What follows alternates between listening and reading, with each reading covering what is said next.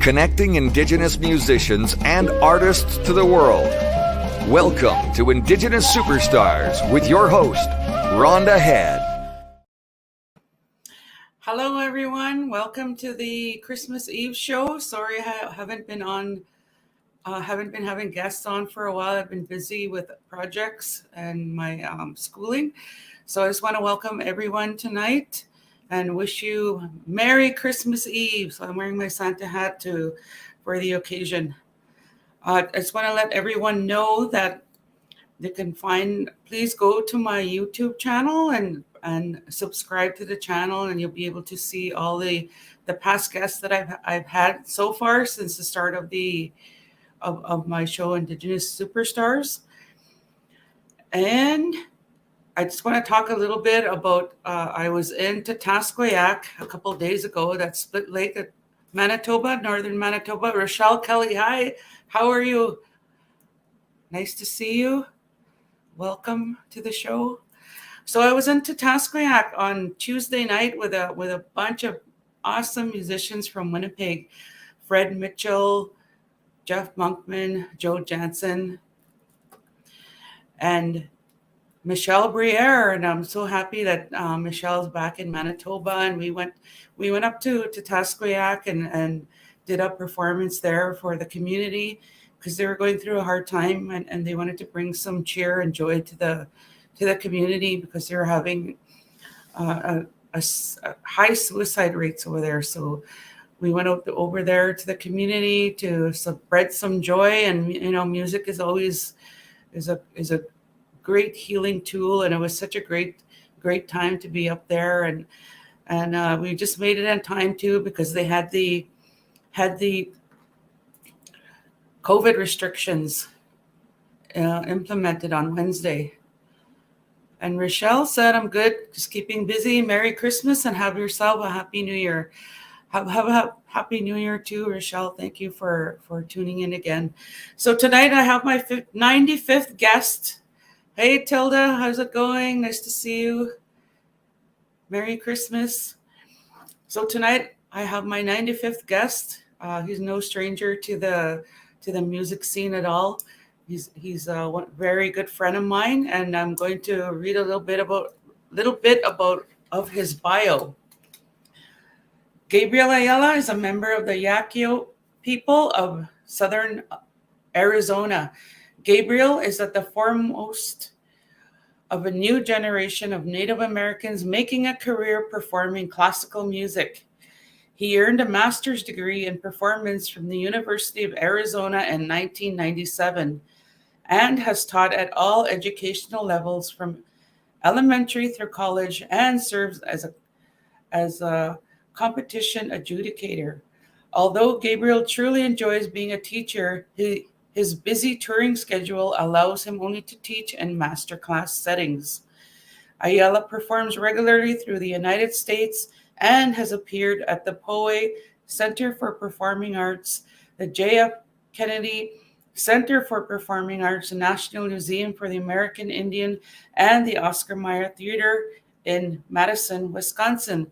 So please help me welcome the awesome maestro, Gabriel Ayala.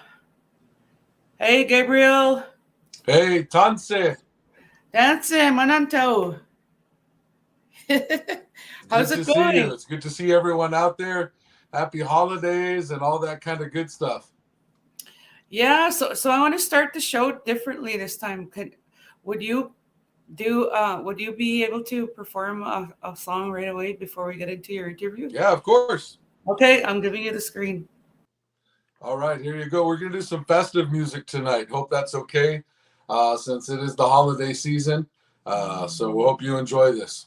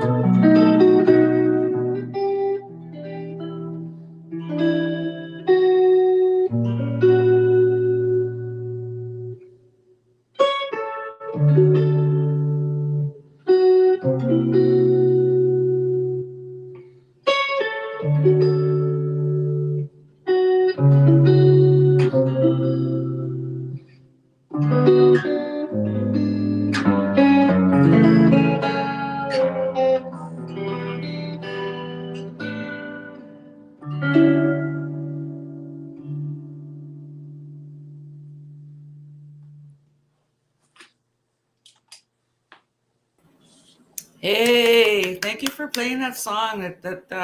That's from Charlie Brown, right? Exactly. It's called Christmas Time is Here. And I again, love you know, that. we are celebrating being in the Christmas season, so I figured why not play that song?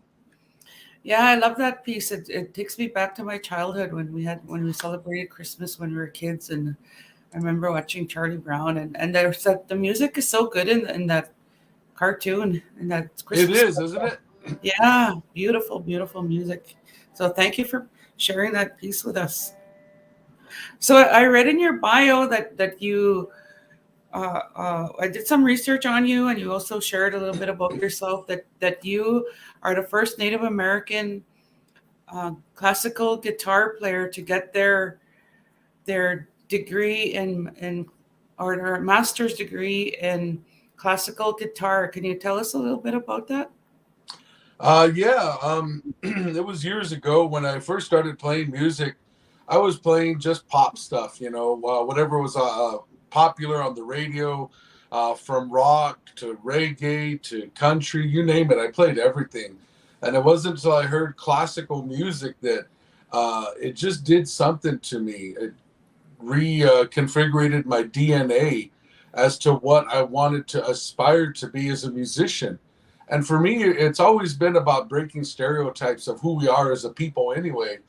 And I just grew an affinity for the classical genre that I was hooked. I was addicted, and I really gravitated towards it and wanted to, again, be an example for our youth, Indigenous youth, to be a positive influence in their lives. I totally get what you're saying when you said that when you know I started when I started singing too. Um, when I heard the classical music, it just resonated through my body, and I just totally fell in love with it just like instantly. And I knew that's where I wanted to start off with. The music is so beautiful, and you know, and the composers compose. It's there's just something about that music that got to my DNA as well. So I totally understand what you're saying Yeah. when you say that. So why the guitar? You know, I played many instruments before the guitar. I played piano, I played drums, I played sax, I was messing with the cello, flute. But when I got the guitar, it was just, I mean, first of all, it's so intimate. It's right up against you. It kind of becomes, for me, just another appendage. It's part of me. I don't know where I end and the guitar starts, and that's what's really beautiful about it. And again, I just have always felt that it's a very intimate instrument, and for me, it was just, of course, easier to travel with on my back than a piano too. You know. Right? I got jokes every once in a while, ladies and gentlemen. Stick around. Hey, they have roll-up pianos now, though. So you want to play? And could I ask for a request? Uh-oh. Oh, if I don't know it, am I in trouble? No, you know it. Take 5, or I think that's what it's called. Which one's that? Take 2 or take 5. Oh, take 5. Okay, cool. Yeah, I thought we were yeah. only doing Christmas music tonight, but I got it. But I'm gonna cheat tonight. All right, we got it. Here we go. This is take 5.1.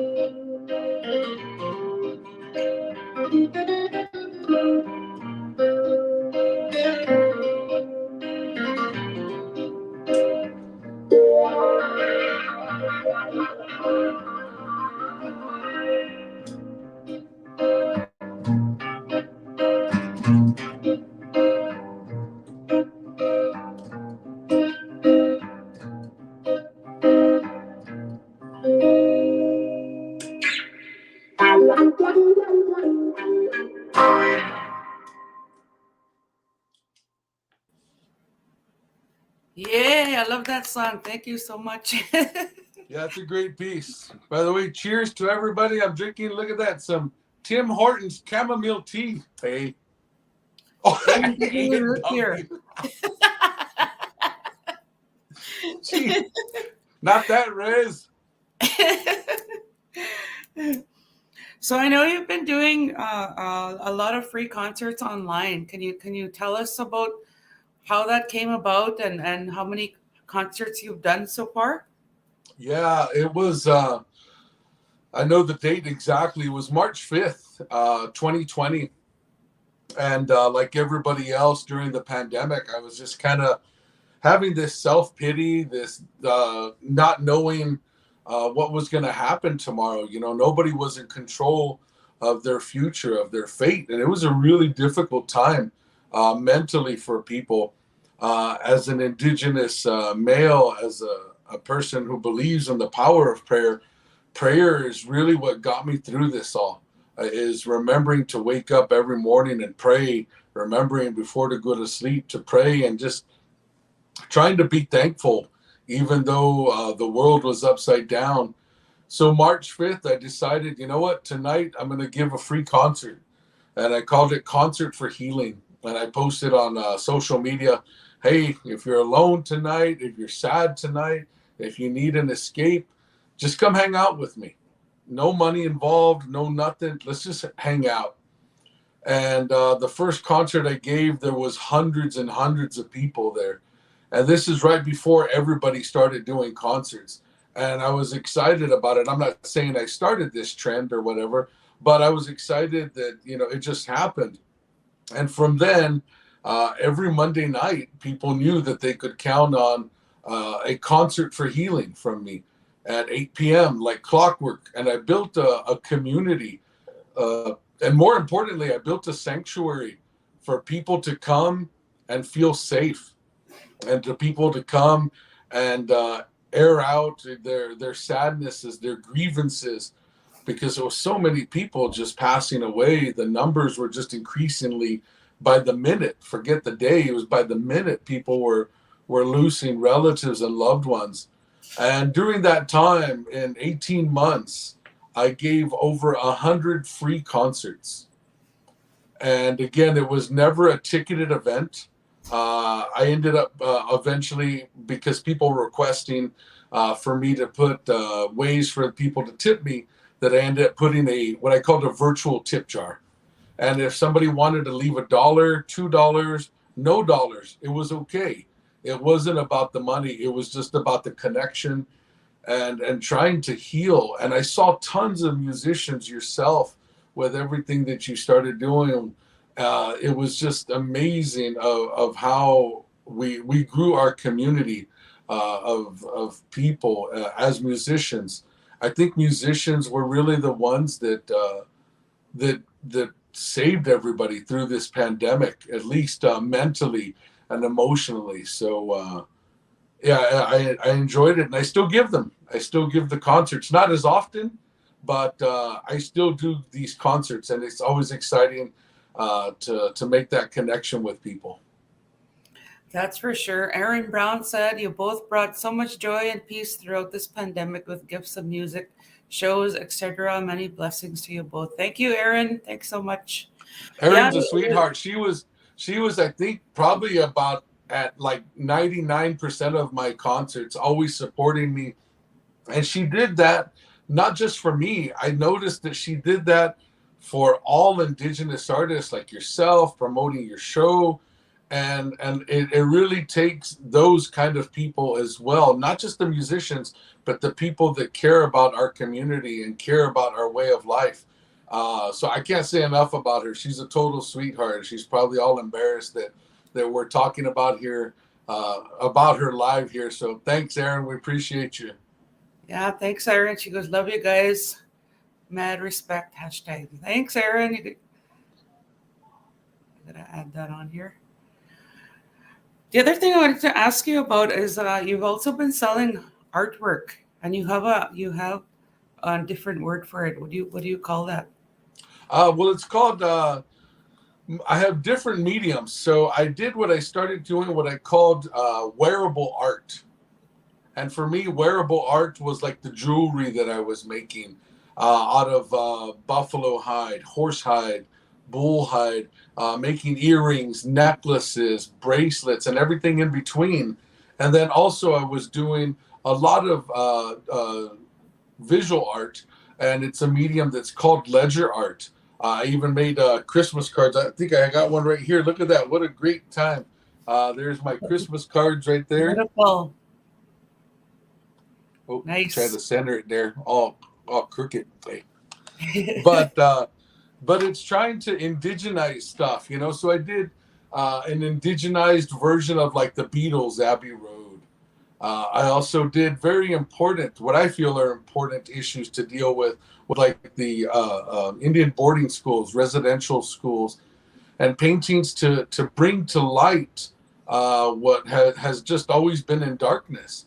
We live in his story instead of history, so it's always about the oppressor. And so for me, I use my artwork as artivism to talk about those important issues. And again, it brings me a great deal of healing when I'm working on these pieces to create them, and then to see them come to life and then see them on people's walls. Again, it makes me feel really, really great. You've actually even used one of my pieces for one of your songs that you released. And I tell you what, it was definitely you. When I painted it, I was like, this is Rhonda, man. What the heck? And when you saw it, and I was so humbled when you said, look, I'd like to use this for a song I'm releasing. I was like, thank you. I was just like, hi, Choco Tesia. Thank you so much for this opportunity. So again, that's why I create music. That's why I create art is for moments like that, that we can bring joy. That's a bigger payment than anything that we can put in our bank accounts. Unfortunately, we do need money to survive and be sustainable, but those feelings of joy are what really drive me more than anything else. That's right. The song, the artwork I used was a lady in a red dress in an auditorium, kind of looked like Carnegie Hall, and a lot of people asked if that was me too when I showed them the painting, but I used that painting for the song that I wrote called Kisagitin, I Love You, and I recorded it with the Prague Symphony, so it was just so appropriate for. It was amazing. I should have put more curls on there.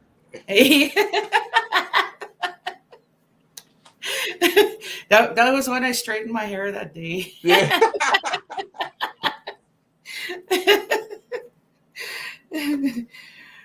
So the other thing I wanted to ask you is, I brought you up to my community a few times, and we did workshops called Music is Medicine. Yep. So I just want to show a photo here of that time you came up here, and God, I look all angry. And we all look angry. That was our Indian face, I think. So there's a bunch of kids that came out to this workshop that I organized, and I invited Gabriel Ayala to come up and do music therapy with the kids. Could you tell us a little bit about your workshop that you do with the kids? Oh man, I love working with kids, man. And I think it's because I'm still a kid myself, That's why I became a musician, so I wouldn't have to grow up. So I really connect with the kids, and I connect with a lot of the things that they've dealt with. For us as growing up on reservations, growing up in hard times, we aspire to wanting to be around youth like that because we've been there before, and we know what that hurt is like. It's too real, and for me, that's why I do it. Is because they're like a mirrored reflection of me, and I don't want them to suffer. So when I have those opportunities, like to travel all the way to the OCN, and be there and speak with the kids, and tell them, reaffirm, there are people that care about you. There are people that want good for you in your life. Sometimes that positive reinforcement is just all that they need. And sometimes we didn't get it as children. And again, so if I can do even just a little piece, I think it's so positive. And I've connected with some of the youth there directly in the Opaskwayak Cree Nation of kids that actually opened up. And I remember this one little girl, I won't mention her name. I don't know if we can or not, but I know she was so quiet. And for me, I targeted her. And I said, she's the one. That's the one I need to reach. And I did everything possible to break that. And I remember leaving there, and when she left and she gave me this hug, and everybody looked like, what the heck just happened? And I was like, that's why we do it. That's the medicine that we talk about. Music brought that. And again, I'll never forget that moment. Again, I've been very blessed in my career. We're traveling and this and that and awards, but those things are just, superficial. But making a connection with that little girl, that's something I'll carry with me forever. And hopefully she will too. And if you see her, tell her Uncle G says hello. I will tell her. I will let her know. Thank you so much. So are you ready to play? We could play a Christmas tune since you prepared For some? sure. Well, I know we're not getting it this year, but I can always wish for it. This is White Christmas.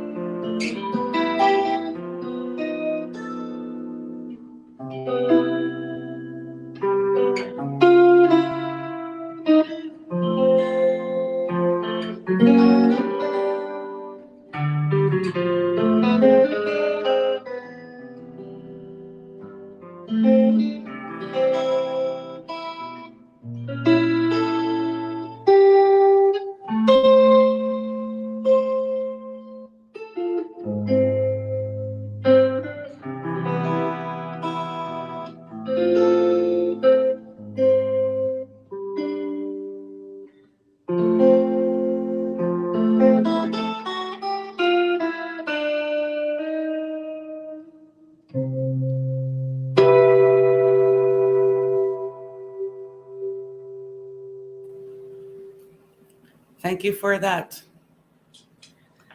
So yeah, it's just shades of brown down here. No snow, man. I'm going to show a photo of how it looks here. You see that? I was taken this morning. There's a blizzard here this morning. It's like winter wonderland here. You know, I mean, I love it until I'm actually in it, and then I'm like, yeah, I'm ready to go back home. Oh, you would freeze if you're here. You would not like it. I don't have the right jacket for something like that. We'll make you a really warm jacket. I'll have to wear a buffalo robe or a moose robe. We'll find you a moose robe. Ahoo. And keep you warm and get you some nice moccasins to wear too. I know, man. Yeah, that's crazy, but it looks beautiful. Oh, it's so beautiful. This morning when we woke up early, me and my sisters, and the snow was just lightly falling, and there's probably like 2 feet of snow outside, but it was beautiful. And you know, it's Christmas for us without snow, right? It was a perfect day to start Christmas Eve. That's awesome. Do me a favor and make me a snow angel. I'll freeze. Come on, it's in your DNA. Jeez. I think I was born in the wrong climate. I'll make you a dirt angel over here.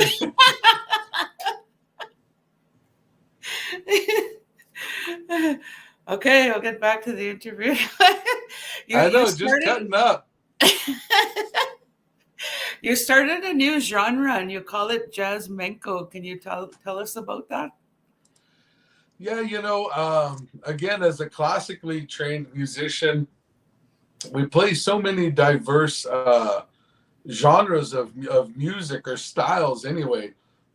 And the guitar is such a new instrument that the repertoire isn't as vast as many other pieces. You know, there's tons of vocal and piano and symphonic music and concertos, but the guitar is just still so new. You know, coming from the lute and then the vihuela and then finally the modern day guitar.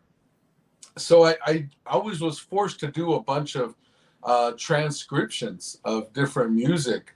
And then transcribing music, I started listening to other music genres. Like I did the Take 5 by Brubeck, which is a jazz piece.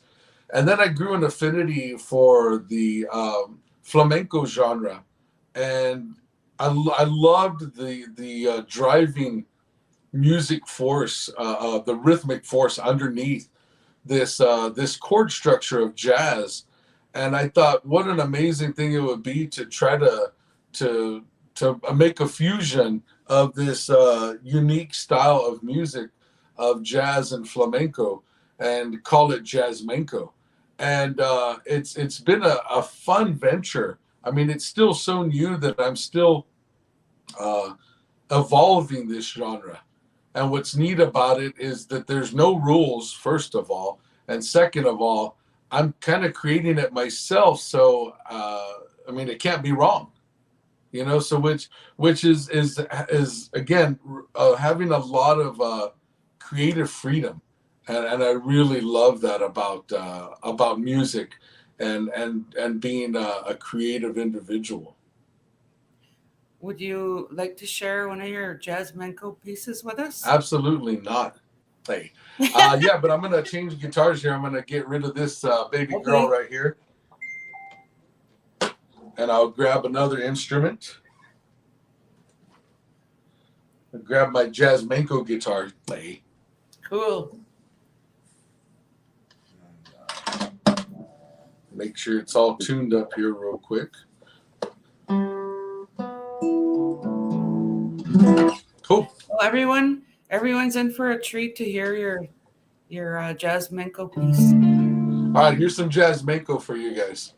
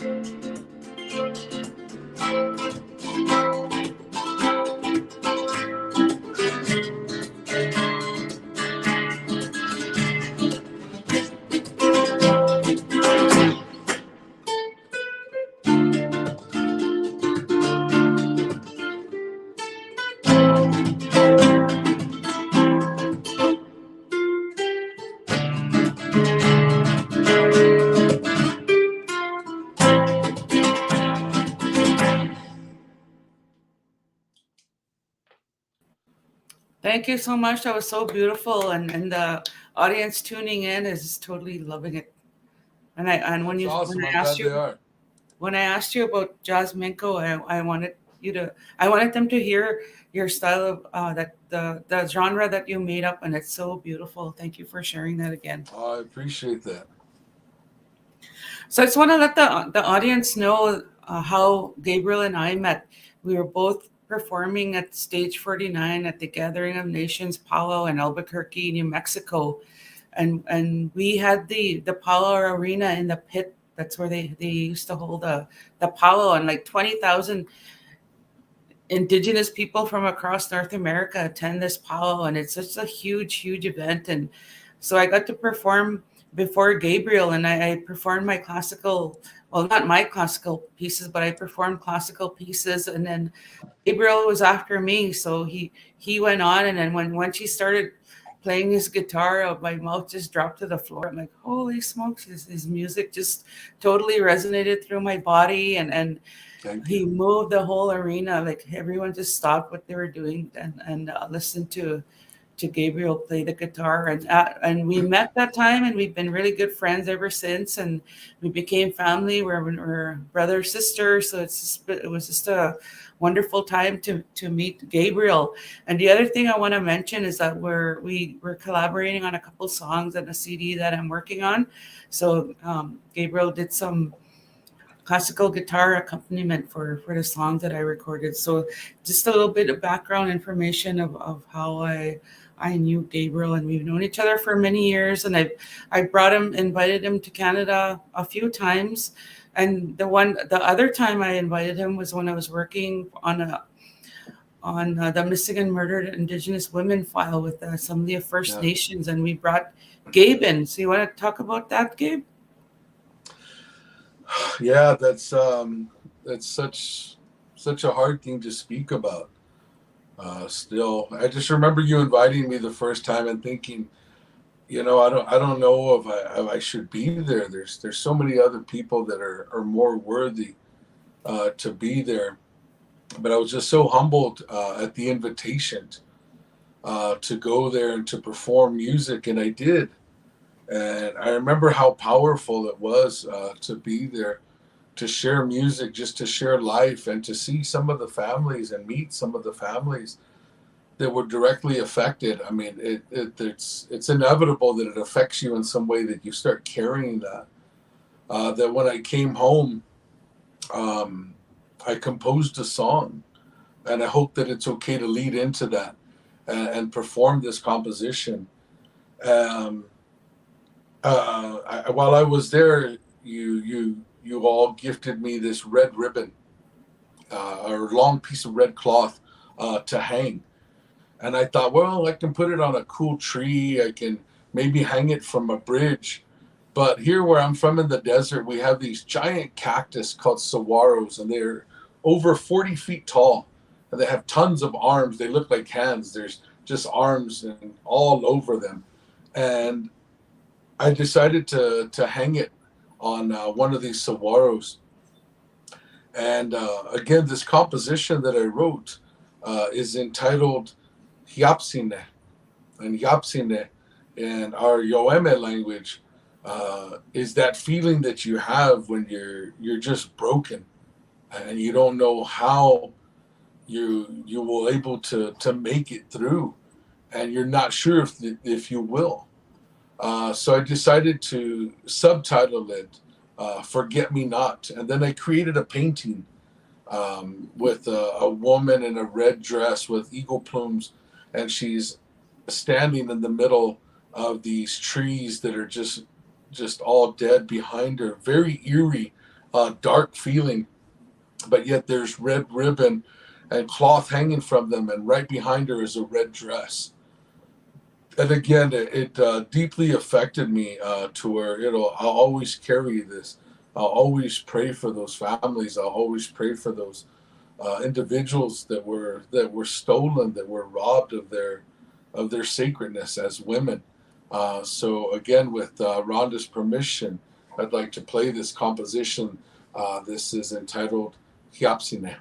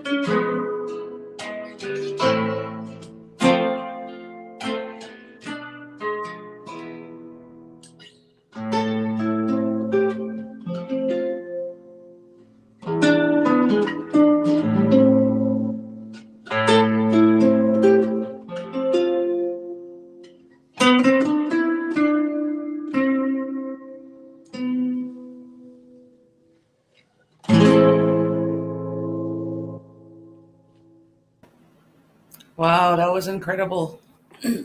Thank you for Thank sharing you, that with thank us. you. You know, Beautiful. it's Very it's moving. really hard to play songs like that.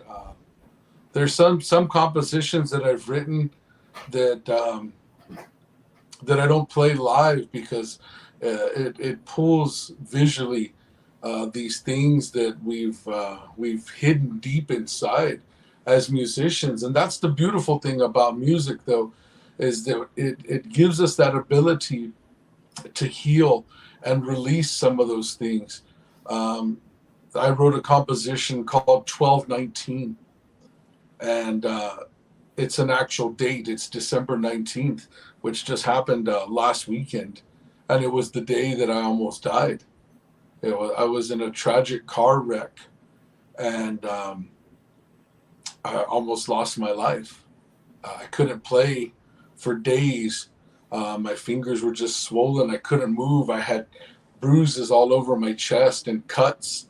And mentally and emotionally, I was broken. And I forced myself out of bed.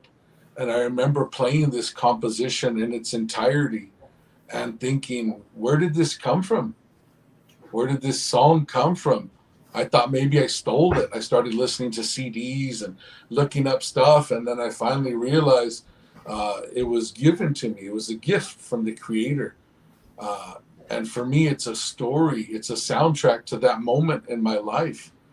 And the times that I have played it, when I tell the story and share with people, they're just in tears the entire time I'm playing it, because of the fact that I truly almost lost my life that day.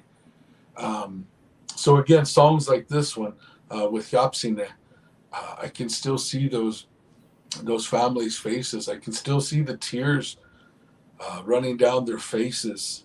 I can still feel the emptiness and longing for their loved ones in my heart. But it's an important thing to share with this message. So again, thank you, Height, for allowing me to share that with those viewers. Thank you for playing that and composing that as well. You played the national anthem at a big sporting event. Can you tell us about that? I did. Again, I've been really fortunate in my career. I tell people, I've lived the life of 100 men. I really have. I've been fortunate to play with some of the big names. I'm not going to name drop, though, by the way. I hate to hear that. People just start name dropping and, I hung out with this and I hung out with that. You know what? Playing for our people is where it's at for me. That's my name drops. Like, I was in the Opascue at Cree Nation. What the heck? People don't even know that exists, man. I thought I found your tribe, man. I went through Flin Flon just to get there. I've played in 6 I've been out to, Navajo reservations, Thanahatham. Those are the things that I like to highlight and talk about. But I was asked to play the national anthem for the Arizona Diamondbacks here in Phoenix, Arizona, baseball team. And right away when they asked me, I knew exactly what I was going to do. So I kept it very hidden. I didn't want anybody to know. And I played the national anthem. And when I was done performing the national anthem, I had secretly on the back of my guitar with tape, with masking tape, not duct tape. I should have used duct tape. It would have been very powerful, okay? But I used masking tape because it would come out on the back of my guitar. And I put hashtag no more MMIW. And when I was done performing, I grabbed the guitar with my hand and I held it up in solidarity. And I could have been committing musical suicide, because people could say, oh, the heck with that guy. We don't want him. He's all politics and he's going to do this anytime he comes and plays. But there's something that we as musicians, that have this platform, it's our duty to do this, regardless of what we have to go through. It's something that we have to do. And so I did it. And instantly, within hours, I was getting tons of emails of threats towards me and derogatory terms and awful hate speech about Indigenous women. And because of it, all of my social media got hacked, tons of emails. But again, that doesn't matter to me. It's about the betterment of our people. And it's not just about filling up our bank accounts. And it's not about just schmoozing with famous people and stuff like that. That's never been my goal. I always told myself, if this ever became a job, I would quit doing it. It has to be because of the love of music. And fortunately, after all these years, I still do it for the love of music. And again, I'll continue to be the voice of our people, even if they ask me or not, because I think, again, it's very important for us to showcase that and Right. to stand up for those that don't have a voice. And so that's why I did it. And again, I'll continue to do it.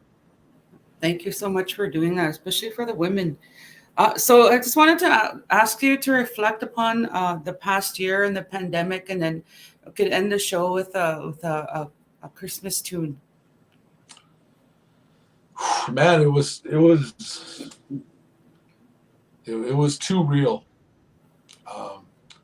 I mean, you know personally from our conversations of what I went through. I don't want to dwell on it too much. I'm still trying to get back to being sustainable. But it was individuals like yourself, Alan Gray Eyes. I know you reached out to Alan Gray Eyes at one point during the summer for his support and providing a concert for me. And I tell you what, that it was an amazing thing. My grandmother used to always say, I pray that the Creator pay you back because I never will be able to. And those are really, really powerful words. And I definitely feel that through so many people. And again, yourself included, for the conversations that we had on the phone, the words of encouragement that you would text me.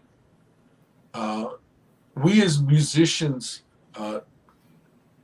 we really hurt through this pandemic financially. I mean, this is our livelihood. Unfortunately, it's not a job, but it's the way we stay sustainable by paying light bills and whatnot. And it was so hard to understand and see that the government saw us as non-essential. I applied for unemployment 5 times, and every time I was turned down. I was told that I didn't have a real job. And again, it was heartbreaking. Again, I'm not going to tell people, oh, pity me, because I know there was people that had it worse than me. Regardless of how bad I had it, I know people had it worse than me. And again, what saved me, what was my salvation is prayer. Every day, waking up and just saying, I'm thankful that I even have a breath of life. That's the first step, is just having that breath and keeping that faith that Creator has better plans for me. And it wasn't for me to be homeless. It wasn't me to be poor. It wasn't for me to be starving. And I had to keep that faith over and over. And again, fortunately, I'm in a better place. I'm continuing to try to move forward, and at the same time, giving back more than I receive. And again, I'm thankful. I'm thankful for this opportunity that just texted me randomly and was like, "Hey, will you do my show?" I said, absolutely. That kinship that we have is so important, like you said. And anytime that you need me, it's an honor to be able to come to your side, not to your aid, but to your side, again, to stand together. And that's what you've definitely done. And again, I can't thank you enough. Again, the real struggle that happened in my life. And you were one of those angels. So I say thank you for the gift that you gave me. And to everyone out there, support Indigenous artists, support visual artists, silversmiths, jewelry makers, musicians, support them all, and have a blessed Christmas this year. Again, I'm very thankful for for my life. That's the biggest gift I've received, and I'm just thankful. So to everybody out there in social media land, season's greetings, happy Kwanzaa, happy Hanukkah, Merry Christmas, whatever you celebrate or don't celebrate. I'm just thankful. And to the OCN, I can't wait to get back. Can't wait to get back. I'm gonna put on my cool hat here so I can join Rhonda and leave you with one of my favorite Christmas tunes ever. And again, just say Chokotesia. In our language, we say Alea Kateumak. Merry Christmas.